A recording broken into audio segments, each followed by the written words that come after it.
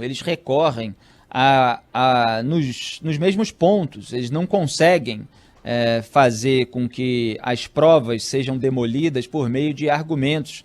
Eles não conseguem comprovar sua inocência porque as provas são sólidas, elas estão lá destrinchadas depois de uma ampla investigação e elas estão lá apontadas na sentença, na manutenção, no caso do Lula do sítio, do triplex, né? Do sítio também houve condenação, mas que houve no triplex a manutenção da condenação na segunda instância, no próprio Superior Tribunal de Justiça. Então se discute competência, porque é o país da insegurança jurídica. Você sempre pode dizer que a investigação não poderia ter sido conduzida por fulano, tinha que ser conduzida por Beltrano, não era para ser supervisionada nessa esfera, era para ser supervisionada na outra, tudo isso para tentar melar um inquérito e a roubalheira que aconteceu ser varrida, a sujeira ser varrida para debaixo do tapete. Então é tudo muito parecido e é o que o manifesto que a gente mencionou ontem no programa apontava. E isso tem sido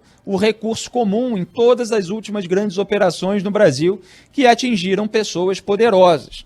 Agora, no Superior Tribunal de Justiça, forma-se esse contraste que já era mais do que esperado. João Otávio de Noronha é um bolsonarista nesse momento, tomando todas as decisões favoráveis ao governo, favoráveis à família Bolsonaro, e ele quer entrar na vaga do Marco Aurélio Mello no Supremo Tribunal Federal. Ele sabe muito bem que o Jair Bolsonaro só vai colocar na vaga do Marco Aurélio alguém que esteja fechado com ele para blindar a família, para não ter qualquer tipo de problema com um voto que eventualmente possa ser decisivo por parte de um ministro do STF. Ao contrário, obviamente, da imagem que o Jair Bolsonaro colocou durante a campanha eleitoral de 2018. Mas veio à tona o telhado de vidro da família, está vindo ainda mais detalhe, né? A gente tratou ontem aqui das notícias do UOL sobre os indícios de peculato, de rachadinha, né? Como o pessoal diz, mas a verdade é que a gente está falando de apropriação indevida de dinheiro público, é gravíssimo, é um crime, fazer isso é coisa de bandido, é bom deixar claro. Roubar dinheiro público por meio de funcionário fantasma, por meio de suposta devolução, que não é devolução, porque o dinheiro não está sendo devolvido a quem de direito, o dinheiro está sendo repassado para um deputado estadual, um deputado federal, um parlamentar, quem quer que seja. Um dinheiro que saiu dos cofres públicos. Então, voltando aqui, essa oposição entre João Otávio de Noronha e o ministro Félix Fischer, ela já era esperada. João Otávio de Noronha foi aquele que mandou o Fabrício Queiroz para casa. Ele era para estar preso na prisão, na cadeia, e foi mandado para a prisão domiciliar, na Taquara, um apartamentinho lá com varanda, leva uma vida tranquila, depois de tanto desvio de dinheiro público, o Fabrício Queiroz, e o Noronha ainda mandou a Márcia Aguiar, esposa dele, para casa também, quando estava foragida. Deu a ela a chamada, que eu chamei de fuga premiada. Vai lá para casa para cuidar do seu marido, que ele precisa de assistência, já está com mais idade. Nem precisa contar aqui para onde você fugiu, com quem, nada. Fuga premiada. Foi criticado, obviamente, por juristas decentes que ainda falam alguma coisa nesse debate público tão degradado moralmente. O Félix Fischer, quando voltou, porque isso foi durante um recesso, se eu não me engano, derrubou a decisão do João Otávio de Noronha. Aí quem é que veio para salvar a família Bolsonaro? Quem é que vem lá de cima para salvar o bolsonarismo? Ele, Gilmar Mendes.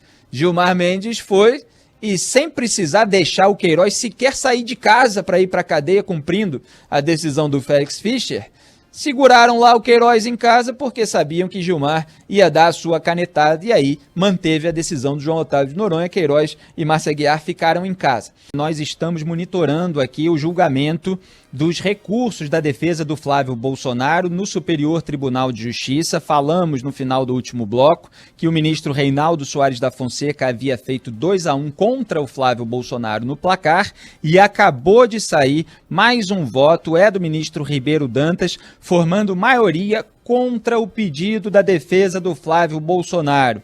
Que bom que pelo menos isso o STJ está fazendo de manter ali a raiz da investigação, só faltava anular tudo e varrer a sujeira para debaixo do tapete. Aliás, eu quero aqui registrar alguns trechos do voto do Reinaldo Soares da Fonseca.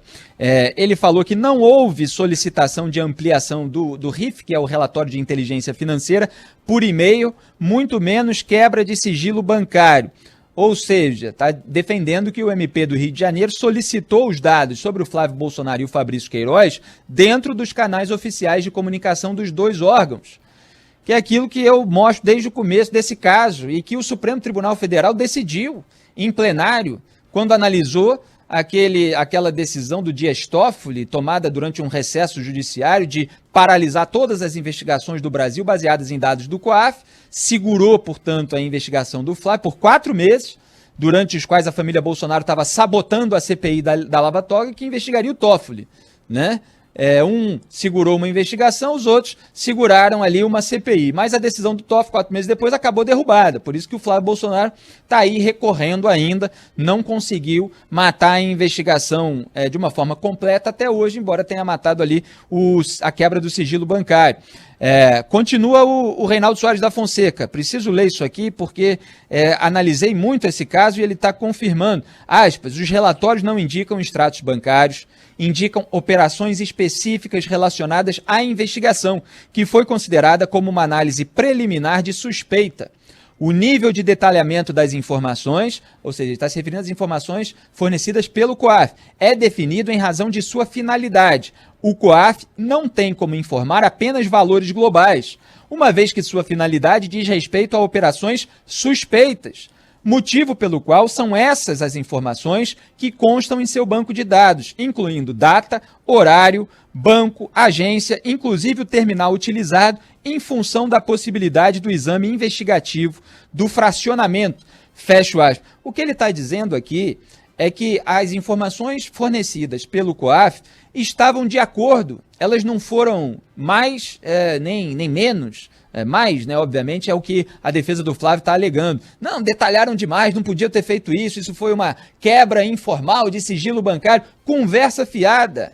O COAF tem mais que relatar a movimentação bancária atípica, suspeita, justamente para que possa haver a investigação decorrente. E fez isso da maneira sucinta, objetiva, com a finalidade a que foi proposta a situação. Então tá aí o voto do Reinaldo Soares da Fonseca, que também teve a companhia do Ribeiro Dantas. Formaram maioria 3-1 contra o Flávio Bolsonaro. Não vai ter festa na mansão hoje.